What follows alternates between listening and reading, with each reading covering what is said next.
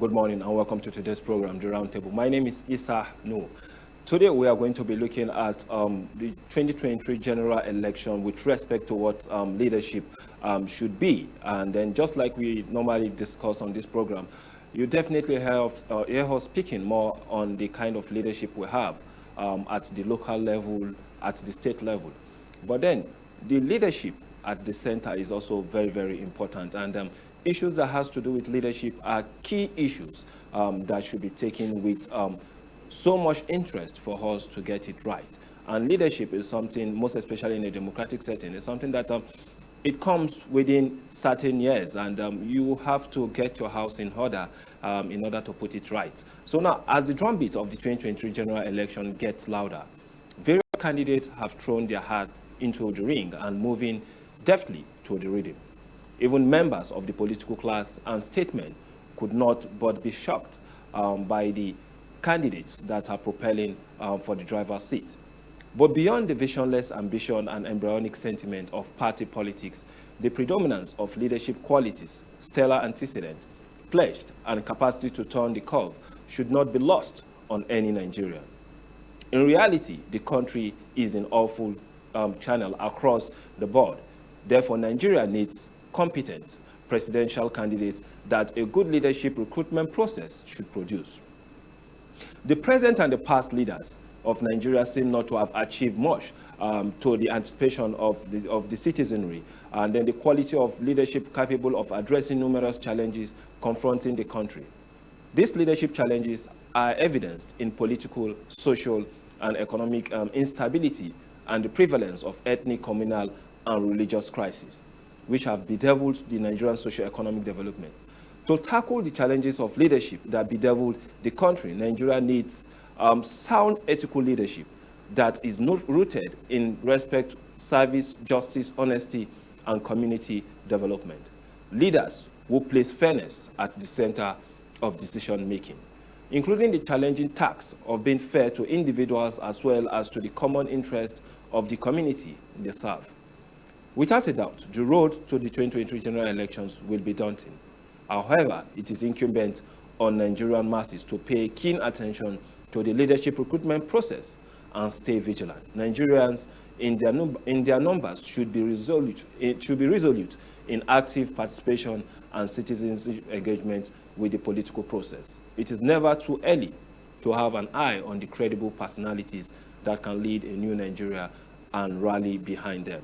The general public must keep in mind that Nigeria needs leaders that recognizes the country is at a very difficult point and needs somebody that can definitely bring it back to the strengthened path that it used to be.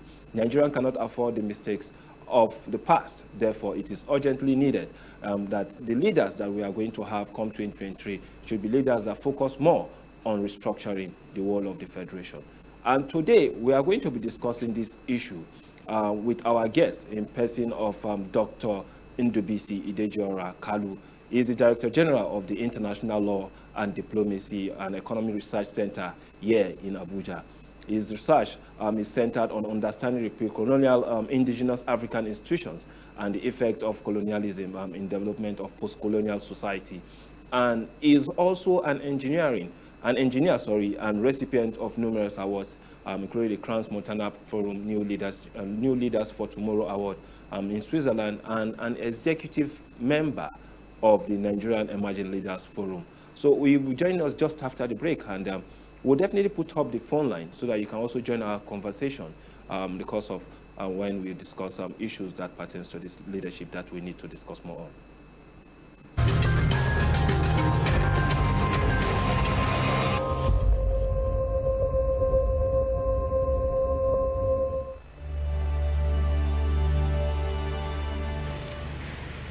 Mr. President, last Saturday, the country which I have the honor to represent, the Federation of Nigeria, became independent and assumed the rights and the responsibilities of a sovereign state.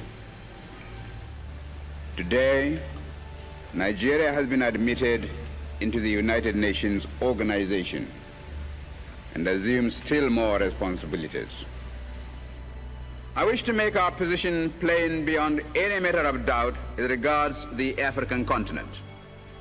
We in Nigeria appreciate the advantages which the size of our country and of its population give us, but we have absolutely no aggressive intentions. We shall never impose ourselves upon any other country and shall treat every African territory, big or small, as our equal, because we honestly feel that it is only on that basis of equality that peace can be maintained in our continent. We in Nigeria are a populous country. There are about 40 million of us, and our territory is relatively large. We are willing to learn before we rush into the field of international politics. But we are totally unwilling to be diverted from the ideals which we think true. That is the reason, Mr. President, why we in Nigeria shall not be found to align ourselves as a matter of routine with any particular bloc. Indeed, I hate the very idea of blocs existing at all in the United Nations. It seems to me to be a contradiction in terms. When we hear the world crying out for peace, we may receive the inspiration to deal with these intractable problems and be able really to devote all our resources to the advancement of mankind by applying those eternal truths which will inevitably persist long after we ourselves are utterly forgotten. Thank you, Mr. President.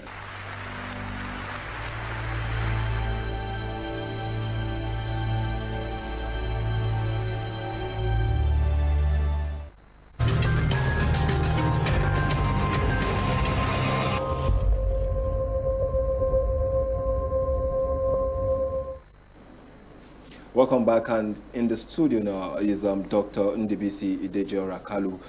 Doctor, good morning and welcome to the program, The Roundtable. Good morning, and thank you very much for having me. The last time we had a conversation with you during one of your programs, you were so passionate about Nigeria. Yeah. And what gives you that impression that you've been in Switzerland, you've been to so many countries, and you've seen what leadership and how society should be structured? Yeah. And despite all this, you stay outside and now coming back to Nigeria to make sure that, yes, things work out the way it should be. What gives you that impression that, yes, Nigeria can still get to that promised land? Thank you very much, Issa. I am one of the few people who believe that Nigeria is the greatest country on earth. You know, you don't hear such rhetoric, mostly here. I have seen the numerous benefits Nigeria has in terms of human resources, in terms of natural resources. It seems like a popular cliche to say human resources and natural resources, but you find out that what we have here, most countries we see as developed, economically developed, do not have those things we have here. Okay. In fact, Asia, for instance, China, for instance, is grappling with a very difficult agricultural base, all right? And most of these societies try to adjust their climate to enable them produce more. But Nigeria has a very conducive land for instance, agricultural development. Nigerians are one of the most educated people in the world. In fact, a university in Canada sometime 2 months ago actually had graduated in the whole faculty of law Nigerians. So Nigeria has the potentials of becoming a world power. And that is why most of us are so passionate about seeing how we can come back here and help in building that structure for a better Nigeria. Okay, now that you've said that Nigeria have the power, or it has those factors that can shape it into becoming a world power, Nigeria is at the verge of going into another election. And you know, in democratic setting, there's a tenure. When it expires, there will be an election. Even if it doesn't expire, and then the Constitution of Nigeria gives you the opportunity to contest certain position over and over. But then, most especially, that of the presidential election is something you cannot do beyond two term. Now, election is coming forth. And as election is coming forth, political parties are getting prepared for the campaign period. What do you think we as Nigerians should focus on in terms of leadership? Well, speaking about leadership, when you see a country that is economically developed or politically stable, everything stems from leadership.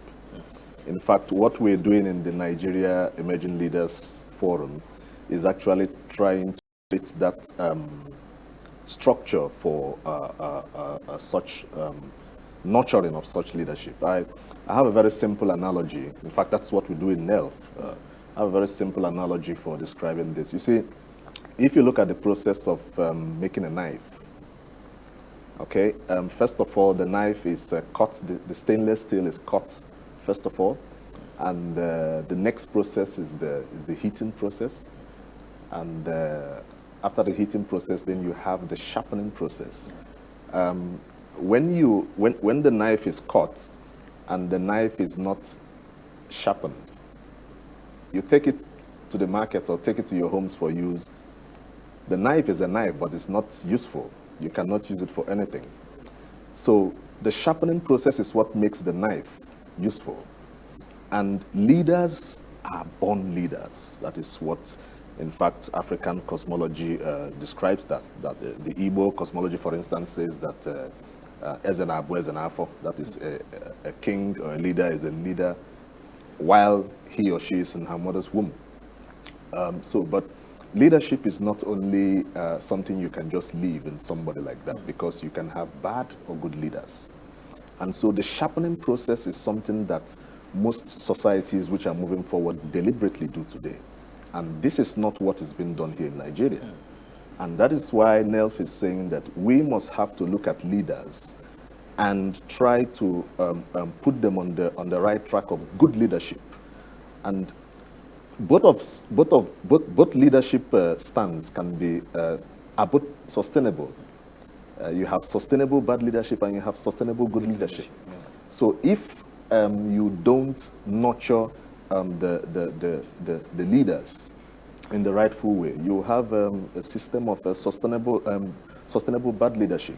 So what Nigerians should do now, as a matter of fact, as a matter of urgency, is to make sure that we look at the leaders that are coming there. These are people that are going to handle the natural resources you have in your country. These are people who are going to think ahead. These are people that should be far-sighted. I mean, foresight is different from far-sightedness. Far-sightedness is the ability for a leader to see, all right, ahead, many years before the time he lives in, and it is exigent that Nigerians have to look at the people who are coming into positions. This country has everything it needs to thrive, but this is the golden opportunity for us to look at those leaders that have been nurtured, all right? Leaders that have a track record. Leaders that you can link them to what is, to development. You can link them to creating new systems and things that work. This is the only way we can create a country for ourselves that will be a beauty and admirable to the rest of the world. Now you're a young person and you are still within that graph where they will say you are very, very active. And being a young man in Nigeria is something that is very good for our society, because Nigeria seems to have one of the highest youth population in the world. And as a result of that, people still believe that we've not actually harnessed the beauty that comes with it. Yeah. But then, as election comes forward, you cannot spare the youth out of it. And at the same time, again, just like you've said, that there are positive sustainability and there are negative sustainability. And we've seen the youth over time during election being used as thug Some also do advocacy for the development of democracy or deepening of democracy in Nigeria. Yeah. But then that aspect where we try to falsify the process of election and then youth being engaged in that process, how can we dose that tension? How can we re-engineer the mindset of our youth for them to focus into developmental issues? That's a very important one, Issa. You see, to start with, the youth in every society are a factor of what their elders are. There's a saying in Igbo land, excuse me, I'm an Igbo man, so yes, you can. I'm a proud Igbo man, actually. Yes.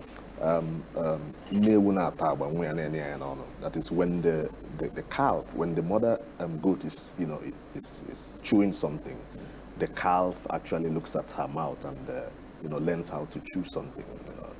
So the youth and the manner, the way the youth develop today, behave today in Nigeria, are simply a factor of the elders they see. When you have situations where people entrusted with, the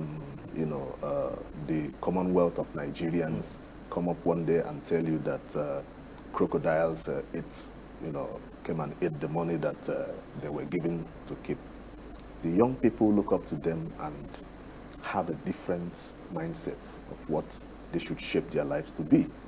And the younger generation is actually more sophisticated, Yes. should be more sophisticated than the outgoing generation.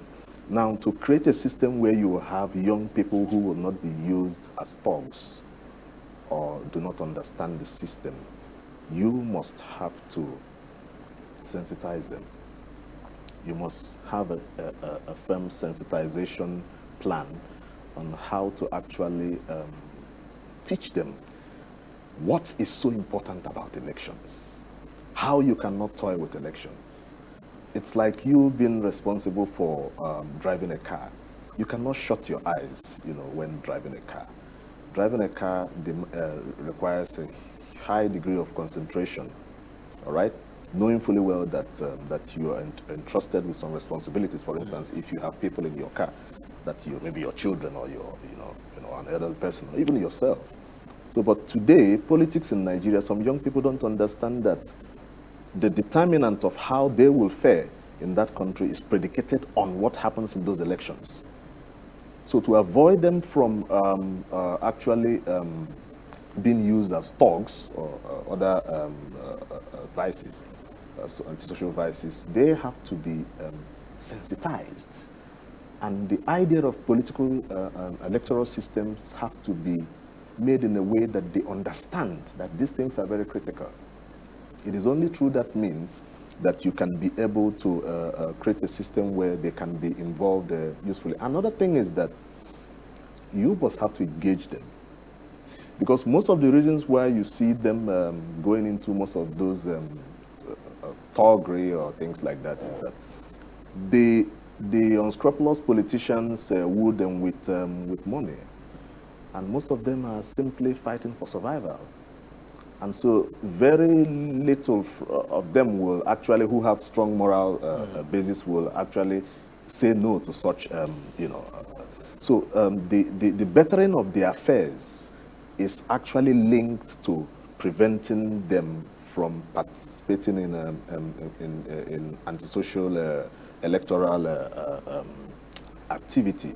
That also calls to the encouragement and development of the SME sector in Nigeria, which 90% is actually being run by young people. Like you rightly said, young people are from most of the population in Nigeria. For the next 80 or 100 years from now, the statistics of young people in Nigeria will continue to grow. So this is something that the SME sector, once the young people are comfortable, once they can earn, and you find a situation where they will be unable to be wooed by politicians, and then you eradicate the activity of them being used for anti-social electoral activities. You've really done that a very good justice to that question, because when you look at the ICT world of today, it is not those that are above 60 making effective use of it. You've seen the youth taking that space and making so much money and giving them that sense of independent mindset. Yeah. And if they are properly mentored, they can assume position of leadership, and then do the necessary things that is needed of a leader in developing a society. But that is the more reason why I asked you the earlier question. And because you are from NELF. NELF is Nigerian Emerging Leaders Forum. What have you put in place to mentor these youth in order for them to assume position of leadership in the future? Yeah, NELF actually is, like 90% of the people who make up NELF are actually young people, and young people who have distinguished themselves in various spheres of development. What we've tried to do is that we've tried to actually look at sensitization, like I told you, which is very, very, very important. I mean, if you want to come up with emerging leaders, you will need to create a firm sensitization basis for that. Just a few weeks ago, commemorating the International Youth Day, NELF actually organized a huge symposium where we invited many stakeholders, critical stakeholders, and the topic was on intergenerational solidarity. We were making a case that as much as we are working hard to get up there, there must be an intergenerational handshake from our fathers and mothers that are living, and there must be a pull-up, like somebody who is on a downhill, and you stretch your hands out to lift the person up. You're not actually doing everything for him, but you are helping him come up. So NELF is actually keen on sensitizing people, young people, on how to, because if we don't do that, what you would see, like I told you in the analogy that I said, that the younger generation is usually more sophisticated than the outgoing generation. At a point, we ourselves will be outdated ourselves, and the generation coming below us will be more sophisticated than us. I mean, if you look at a 12-year-old or 13-year-old child now, what he does with mobile technologies. A friend of mine yesterday was telling me that her son, 15 years old, has an app. Okay? So you have to be very, very careful that the generation that is coming, after you must have to be sensitized. Now, NELF is taking it upon itself to make sure that the generation that will take over from the generation that is living now must have to understand what good leadership is. Part of what we are doing is that we also have a mechanism now which we are about to push into the primary and secondary schools to see how we can get young people at that age, and put them on the path of good leadership training, grooming. We believe that we have to be deliberate about this. Like I said earlier, Nigeria is the only country that allows leaders to evolve and come into positions. You don't allow a leader to just jump into a leadership position without preparing that leader. There are certain things which the leader ought to know. You must have to create a template before him where he can see what former leaders did. He has to see, or she has to see what bad leaders did. What made them bad leaders? He has to see what good leaders did. What made them good leaders? They have to have this in front of them as templates, and they have to see the mistakes these people made.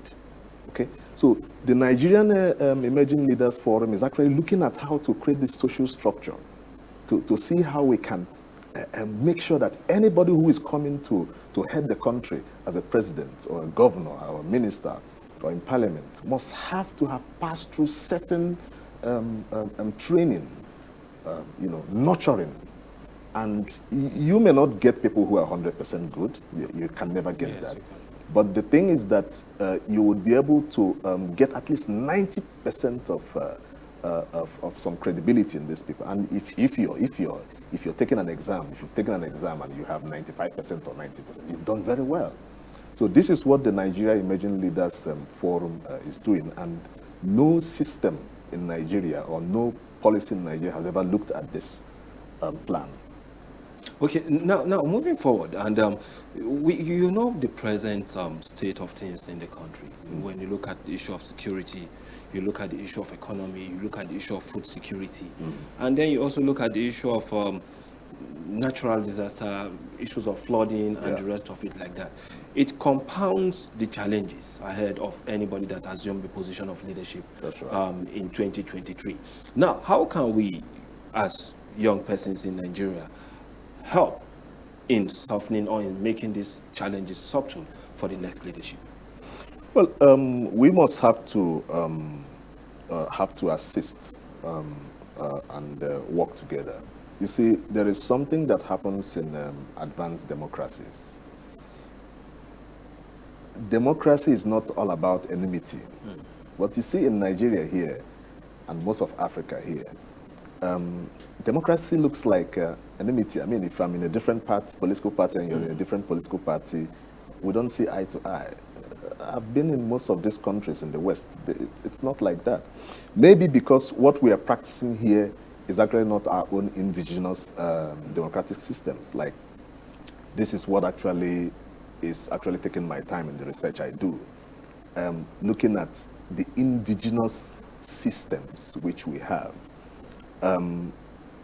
If you look at the political structure, let's say the democratic system you have in Germany, and you compare that with the democratic system you have in the US, you find out that though these are democracies, but they are different. There is some form of indigeneity in them. Now, Britain doesn't have a constitution, a written constitution. Can you imagine that? But most democratic systems have as a must that you must have a binding constitution that foresees what you do. Now, why haven't we in Africa thought about indigenizing our own Democracy. Our own democracy? Why are we trying to do it like the way the US or Britain is doing it? When you know, as a matter of fact, that institutions actually stem from the culture and the philosophies of the people. So why do you want to create a system? Why are you struggling we are actually struggling to better a system that is not ours. So you see, these are some intricate things that we have not been looking at. You have a system where you inherited a system from colonialists. I mean, the first thing you would have done was to look at how do we change those systems to be our own indigenous systems. I mean, if I'm to inherit this studio here, I'm a picture person. I love pictures. You will be surprised. I will put pictures maybe on the walls here. That is what I do when I own something. But we haven't done that since we attained our independence. I mean, independence is not just getting your flag that is a replica of what you have in mind and all that. Independence means, as a matter of fact, that you inherit a system and you structure that system. I don't like using that word restructure, but you reform it in a way that suits you. Okay? So these are the things. We have to look at our political system, our democratic system, and see how we can actually make it our own. Okay? How can we conform it to be our own? Then in terms of collaboration, we must get to the stage where we must have to know that I hear a lot of people speaking against the present government quite today. But you see, leadership is something that is very tasking. In the analogy I gave you about the production of a knife, an interesting thing happens. For you to get a good knife that is hardened, that will stand the test of time, not a knife that you cut and then it breaks up, the carbon level has to be very high during the production. So what does it mean? That the knife, during the production stages of the knife, has to pass through immense heat. Now, a leader that will definitely be subjected to that heat, that has not been nurtured or is not given guidance, will, when you're subjected to heat, you can act in a way that is not friendly. The leader could begin to act in a different way that can become a problem for the people around him in society. So when that happens to the young man or the young young lady, what does society, what does the Nigerian society have to say, hey, this heat you're experiencing is actually normal. This heat you're experiencing is actually forming the person you are meant to be, a leader. It is not a heat meant for you to go and start stealing or go and start doing things like kidnapping or something like that. It's a heat meant to, it's meant to reproduce the true person who you are. So imagine when you don't have such systems in society, what you have are arrogant and young people who have a tendency of doing bad things. There is also a link between that. Let me quickly come in here because, you know, issues of leadership is a recurring issue. It's something that definitely you can't exhaust the discussion. Yeah. It is paramount because leadership is as old as man itself. That's right. And when God created Adam, Adam seems to be the leader of mankind, the whole of mankind and the rest of it like that. So that is where our lineage started from as humans on earth. But then we also do expect that, just like you've rightly stated, that we have young people who have this tendency, who have this power in them, and they have to be reshaping for the positivity of it. Right. But we'll definitely come back to that, and we'll want to go on a very short break, and when we return, definitely we'll be looking at more issues that are very, very key to the development of Nigeria. So we'll take a break, and we'll return back to put up the phone line so that you can also join the conversation.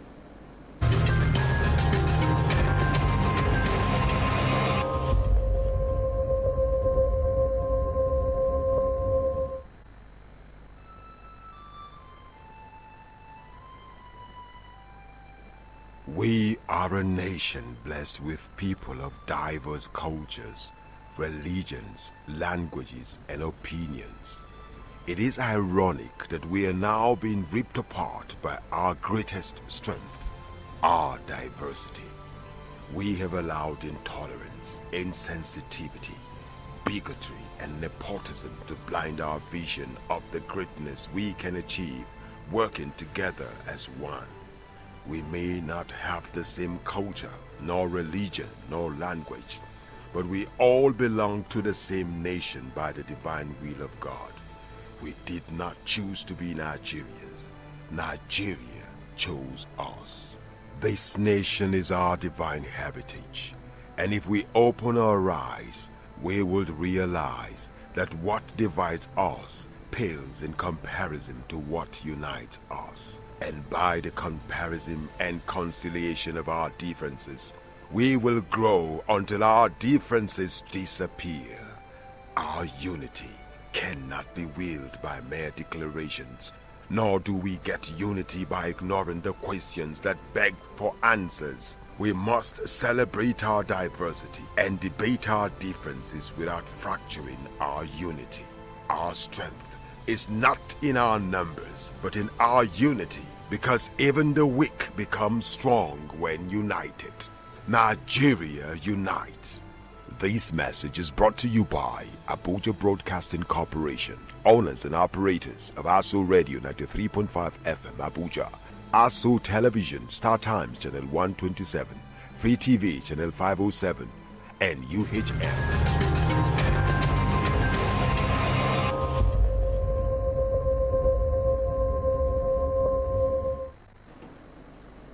Welcome back, and stay with me in the studio is Dr. Kalu, and I hope you are enjoying the discussion with him. And if you listen carefully, he has reshaped our mindset with respect to how we should envision what a leader is. And that's the beauty of being a member of Emerging Leaders Forum, that's Nigerian Emerging Leaders Forum. You have a set of young men who are so happy to have Nigeria as a country, and trying to push it down to that level where so many of us can't get across to, most especially the primary school, the secondary school. These are places where you can shape leaders. And I'm happy with what you said, Dr. Kalu, earlier on, that you're also trying to see how you can bring up clubs of young students and youth who can also partake in this process of leadership. Because I believe that leadership is something that you don't jump into of which you said that's the situation we have in Nigeria. Absolutely. Today you can just make money and jump into leadership. It should be a process Yeah. where you have to pass through the furnace and then you become a very good knife Correct. that can cut in sharply. So now, when you look at this issue and then you consider our history as Nigeria, why is it that at some point people still lose focus? People still believe that you can always get the heaven outside the country and not Nigeria? Well, like I said, there is a need to make the inside conducive. The reason why, if you... Sorry, before you continue on that, let me Yes. quickly put up the phone line. And the number to call is 090-5740-8127. I'll take that again. 090-5740-8127. You call stating your name, your location, and move far away from your TV or radio set so that we can hear you clearly. So, Dr. Khalid, please, you have the table. Yeah. So I like using very simple analogies to Yes. explain. See, if you switch off the air conditioning system here in this room here, and everybody here will be smiling, including you, for a while. Yes. But if we spend more than 4 hours here, the next reaction you have is to see how to maybe open a window, open the door, or run away from this place. Even if you bring in 5-year-olds or 3-year-olds and keep them here, 3-year-olds that have not even experienced life or have not learned to strategize, and you switch off the air conditioner here, after about 5 hours or so, you see the children will begin to tend to run away from this place. So it's a human reaction. It's a natural human tendency for people to seek for better places of comfort when the place where they are resident in is not conducive. I mean, what you see happening in Nigeria is a factor where some people do not feel comfortable anymore and are actually trying to figure out how to actually get to places where they feel that they can have a self-fulfillment. Self-fulfillment is a very important matter when talking about human beings. Self-fulfillment talks about you have your envisions. We all have our envisions here. And there are places where you want to be in the next 5 years. I have my own envisions, you know. The Nigeria Emerging Leaders Forum has its own envisions. Now, when the situation is not conducive for you, there is a tendency that you would like to move to somewhere else. You will be very careful saying that I'm not blaming any government. Yes. Because what you see happening is that, you see, leadership, I normally tell people, my first taste of leadership was when I was a prefect in secondary school. I had always longed to be a prefect, school prefect. Yeah. But when I got there, at the second semester of my study in the secondary school, I was praying to let my time come so that I can just drop this thing and get out of this. Because when I came back late. I didn't even have the time to wash my school uniforms again and everything. And I found out that leadership is not just all like we see from the background. And so the first thing will be to see, the first reason why you see that is happening is because inside here, the polity is not very conducive for young people who want to. But it is also exigent on us to see how we cannot blame in a government. I mean, if you have an interview with the president, for instance, you will see that he is actually trying his best. Leadership also is a factor of the people around you. And when you don't have the right people around you, if you don't actually have the willing people around you, it could also affect the productivity of your government and all that. So it is something that is a factor of the problems people face inside the country. And that is also why leadership is also very important to see how to solve that problem. Okay. Now moving forward now, and there are definitely factors that people have to look into whenever the issue of leadership has been discussed. And definitely when you ask somebody, who would you like to lead you as a family? Yeah. They will say, okay, let this person be the leader. Let this person be the leader. So what do you think should be our major factor push for who should be leaders across board, the president, the governor, the states, and the local government? What are the qualities that we have to look out for? Yeah, we have to first look at track record. In fact, what the Nigeria Emerging Leaders Forum is actually doing is that we also have a facility which we want to use in educating the electorate. Okay? And when we mean educating the electorate, we Okay, let's take this call. Hello, good morning. Hello, good morning. Hello.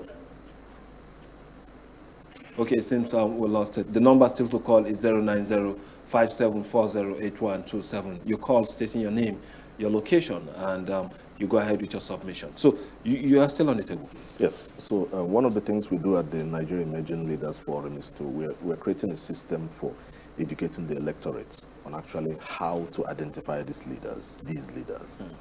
And you see, in Nigeria, when you talk of, I see so much about when you talk of sensitization, you hear people speaking so much English and grammar.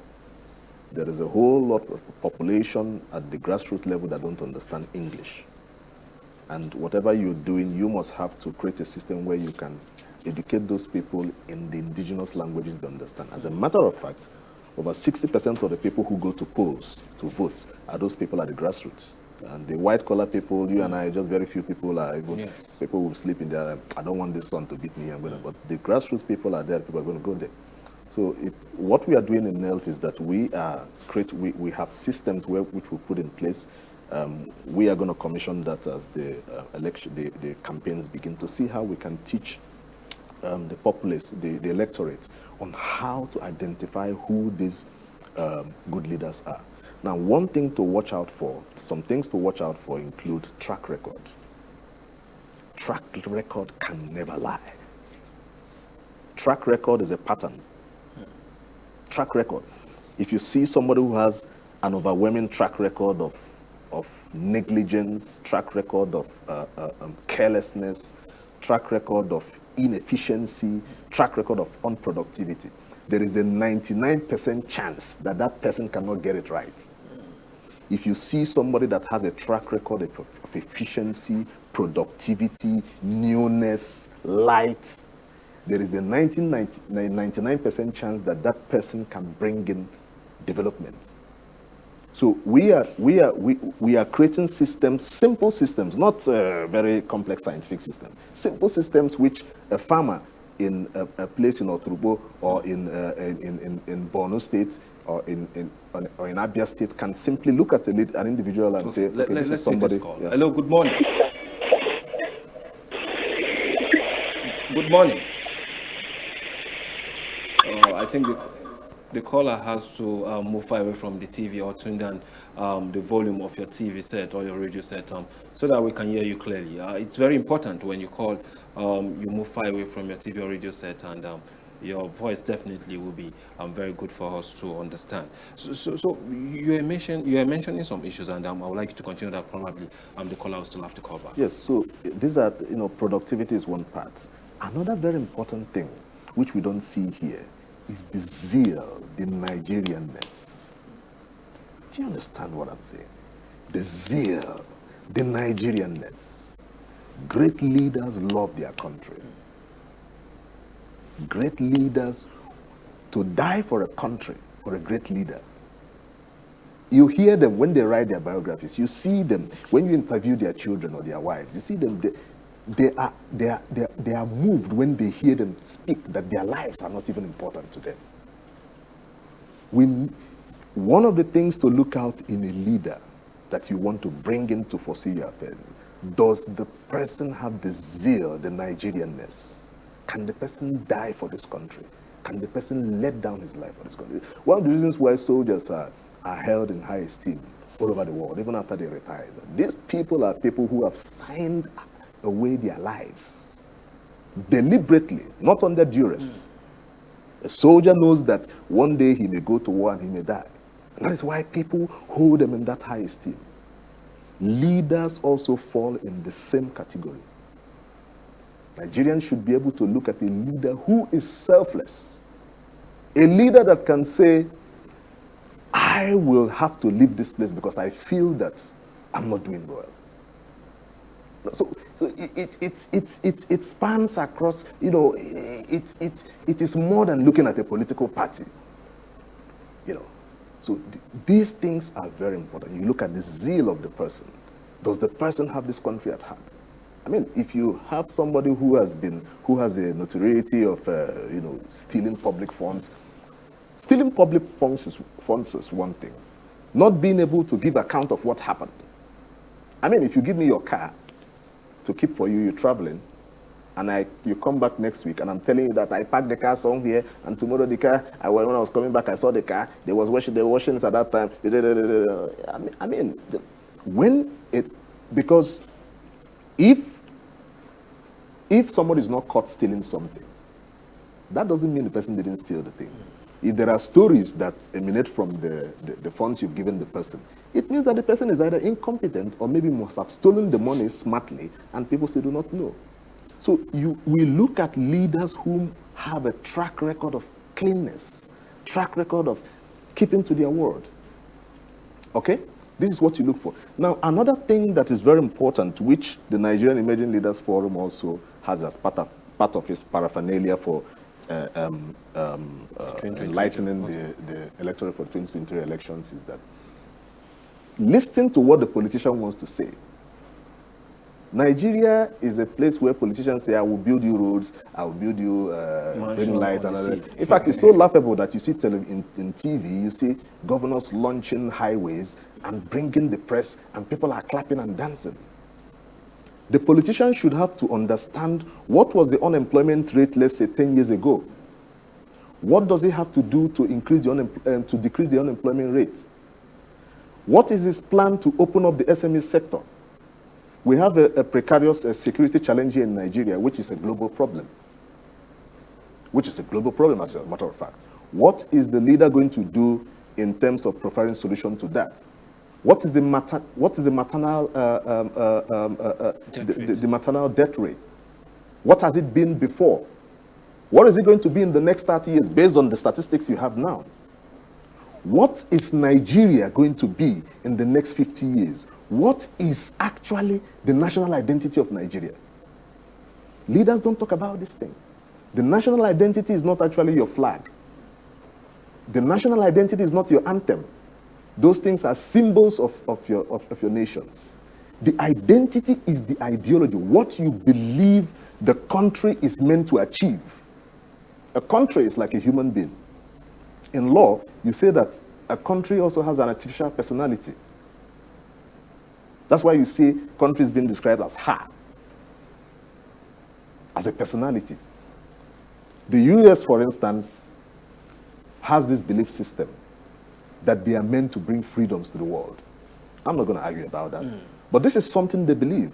This is something, even the person serving in the embassy here, the whole paraphernalia of their policies, their foreign policies, even their national policies, that we want to create a system where we create a world where freedom, people will have freedom, human rights. What does Nigeria have as its national identity? So a leader should be able to look at the country and say, this is what I believe that this country is created by God to do. And carry the people along, harness the resources for that. Nigeria has a very important place in Africa.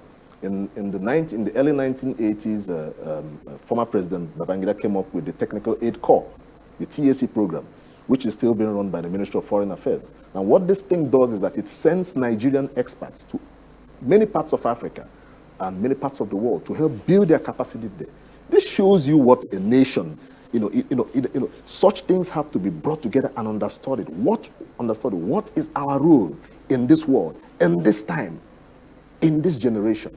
And when you identify leaders that have most of these components in them, it is easy to say that I can entrust my country to this person. I can entrust my country to this person as a president, as a governor, as a local government chairman. And what you see is development coming. Okay, thank you so much. You pushed me to that point where I start envisioning myself as a true Nigeria, because it's very, very important. When you have a society that is built on ideology, when they falter, they get to know easily. And but then when you have a society or a child growing up and without actually understanding what the community is all about, what's the ideology behind the community, it will be difficult for that child to manage issues that come with it. So thank you so much, Dr. Kalu, for coming to the program this morning. It was it's a very interesting discussion we've pulled down here on the roundtable today. We hope to invite you one more time so that you can give us more as we move towards the 2023 general election. So this is how far we can go today on the program, the roundtable. My name is Issa Nuhu. Stay tuned to ASO Radio and TV for more programs.